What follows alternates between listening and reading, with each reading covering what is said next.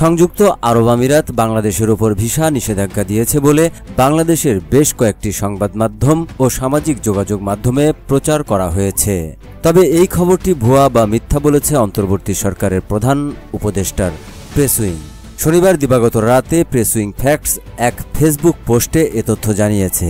Facebook পোস্টে বলা হয়, বিভিন্ন প্রতিবেদনে গত 17 সেপ্টেম্বর একটি বেসরকারি ভিসা প্রক্রিয়াকরণ ওয়েবসাইট ইউএই ভিসা অনলাইন প্রকাশিত একটি নিবন্ধের উদ্ধৃতি দেওয়া হয়েছে, যেখানে দাবি করা হয়েছে অভিবাসন সংক্রান্ত একটি সার্কুলারে বাংলাদেশ সহ এশিয়া ও আফ্রিকার 9টি দেশে নিষেধাজ্ঞা দেওয়া হয়েছে। তবে এই দাবিটি মিথ্যা।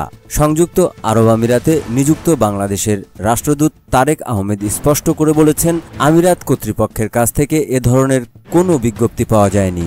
তারেক আহমেদ জানান, 20 ও 21 সেপ্টেম্বর সংযুক্ত আরব আমিরাতে সরকারি ছুটির দিন, তাই দূতাবাস 22 সেপ্টেম্বর আমিরাত সরকারের সঙ্গে যোগাযোগ করবে এবং অফিসিয়াল চ্যানেলের মাধ্যমে এ বিষয়ে আরও নিশ্চিত হবে। প্রেস উইং জানিয়েছে, বাংলাদেশের উপর ভিসা নিষেধাজ্ঞার দাবিটি একটি বেসরকারি ভিসা ওয়েবসাইট থেকে উদ্ভূত। এ বিষয়ে যাচাই বাছাই ছাড়াই প্রতিবেদন প্রকাশ করায় বিভ্রান্তি দেখা দিয়েছে।